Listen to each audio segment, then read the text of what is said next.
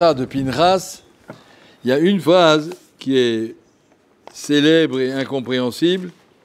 Il y a marqué tous les corbanotes de Tzibour, Korban Tamid, Korban Rosh Chodesh, Korban Shabbat, Korbanot Tzibour, pas les corbanotes individuels, corbanotes que la collectivité apporte. Il y a eu Rocher Rocherem, tout le monde le connaît, c'est la Torah de Rosh Chodesh, où c'est Irizim Echad le Chatat la Hashem. Alors, Tatamid Niska. Vas-y, le Chatat la Hashem. Ou Irizim Echad, partout marqué, Irizim Echad, Chatat. Vas-y, Chatat la Hashem. Chatat la Hashem. La Gemara est dorée là-dessus des choses incompréhensibles. Elle nous dit Eviu Korban Alay Hashem Yateti et Alevana. Le Jbour nous demande à nous, à Rosh Chodesh, d'apporter un korban de kapara pour la faute d'Akadosh Baruch Hu, qui a ramené la lune à une espèce de sous-astre en dessous du soleil. Le soleil est brillant et la lune, c'est un désastre, un petit astre. Alors je demande à vous, les Juifs, d'apporter un korban kapara et viu kapara alay hashemiati et ayerer. Ki pshuto, ça veut rien dire, on ne va pas dire qu'on va comprendre, il y a tous les Sfarim essaient d'expliquer. Je vais vous renvoyer au Imre Cohen, qui est très très très intéressant sur ce sujet. Entre parenthèses, il explique pourquoi la science, elle progresse d'une génération à l'autre. Et pourquoi la Torah, elle diminue d'une génération à l'autre. Comment c'est possible, pourquoi c'est pas pareil. Là, il explique ça là-bas sur ce passouk. Moi, je vais expliquer un autre mahalach, encore une fois, en disant d'avance que, comme il dit Rabbeinu Hananel sur ça, t'occupe pas de ce qui ne te regarde pas, à peu près quelque chose comme ça. On ne peut pas comprendre, mais on va quand même essayer de dire quelque chose.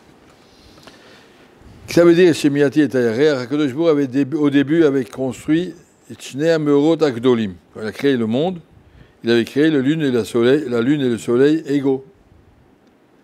Et la lune est venue pleurer devant Hakadosh Baruch Hu, dit la Gemara, En Shnei Melachim, qui est on ne peut pas avoir une seule couronne avec deux Melachim, ou la lune ou le soleil. Donc je vous dis à la lune, tu as raison. Miati et Tasmer, fais-toi petite. Ça fait que la lune aujourd'hui, elle n'a pas de lumière, elle n'a que le reflet du soleil. Et elle n'est pas brillante en soi. Et ça, c'est que je vous a dû faire à la lune, c'est. L'Avdil Khalila, c'est un sale coup, quoi, quelque chose, que Kadosh nous demande apportez-moi un korban, que j'ai dû faire ça. On prie tous les mois à Birkat Alvana. Yor Alvana, Kyor Achama, Kyor Shivat Bereshit, qu'on soit mérité de voir le jour où la lumière de la lune sera aussi brillante que la lumière du soleil, comme elle était la création du monde. Une fois, il y avait un chassid Sans qui priait avec plein de kavana. Et le Divrei Chaim le dit que ça peut te faire. Ça peut te faire. La lune, le soleil, ça brillant, brillant. C'est même pas ce qu'on dit. Ouais. En tout cas, voilà, nous, on prie pour que le soleil, la lune puisse être aussi brillante que le soleil. Mais ça veut dire quoi? Alors je vais dire, encore une fois, sans aucune garantie, mais essayez, que les goïms marqués dans la Gemara, ils comptent les années solaires. Les Juifs comptent les mois lunaires. Am Israël et Nimshal la Levana, comme la lune, elle monte pendant 15 jours, après 15 jours, elle se diminue et disparaît, après elle revient. Comme ça aussi, quand on fait Birkat Alvana, on voit que la lune revient, alors on dit David, Meir Israël, Chai Vekayam. Parce que la lune symbolise les 15 générations.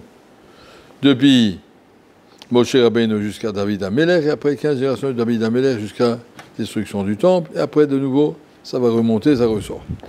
Quand Kadosh Baruch Hu a créé le monde, il a créé de façon inégale. C'est-à-dire, on devrait normalement. Yetzera, il a le droit de nous présenter des choses intéressantes. Tu vas faire des études, tu vas devenir riche, tu auras une grosse voiture, tu auras une belle maison.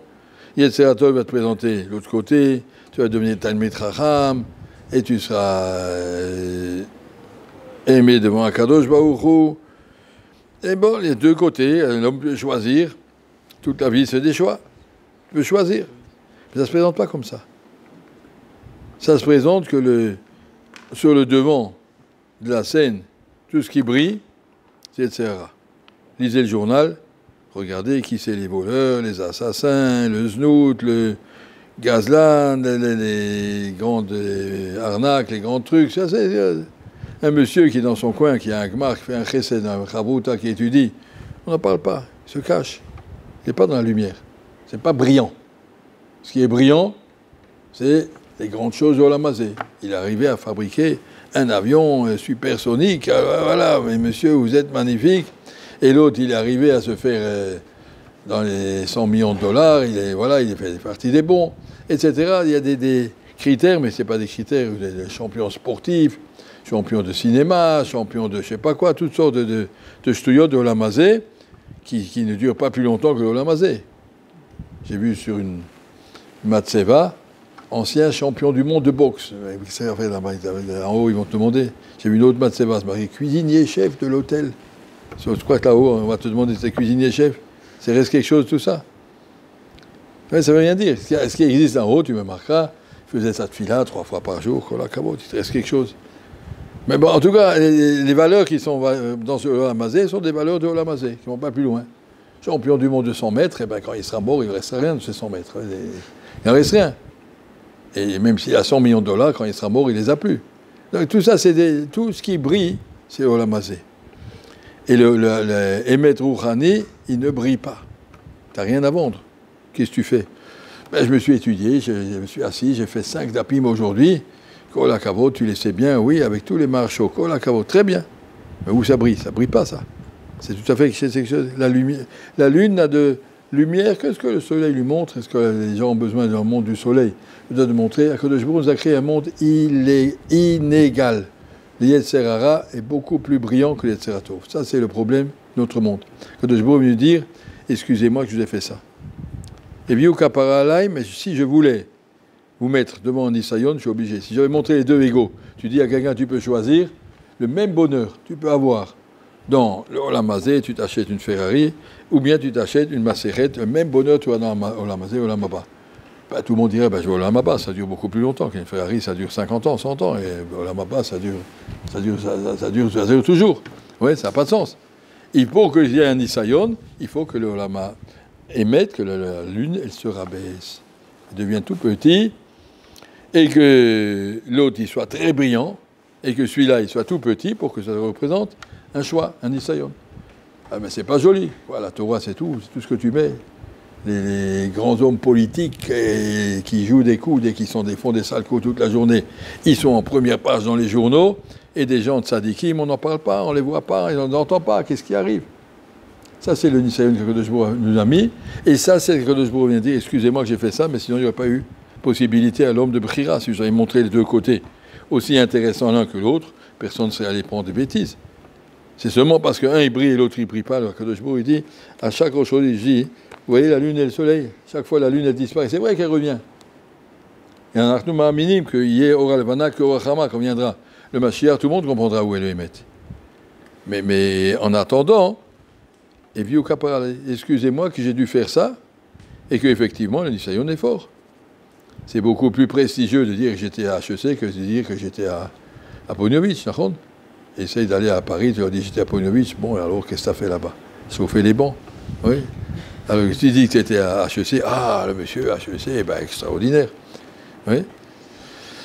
En tout cas, il n'y en a pas beaucoup de Poniovitch qui sont allés à HEC, alors qu'il y a beaucoup d'HEC qui sont arrivés à Poniovitch, d'accord? Donc, conclusion, ils ont fait des choix, ils ont compris, il y a quelque part qu'on a compris qu'il n'y a pas seulement ce qui est brillant qui compte, mais ce qui compte, c'est... Voilà.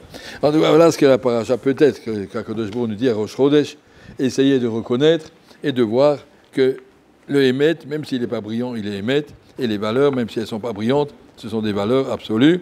Quelqu'un qui fait du Chesed, qui fait de la Torah, qui fait de la Tfila, qui fait des Ahavat Hashem, eh bien, il a quelque chose en main.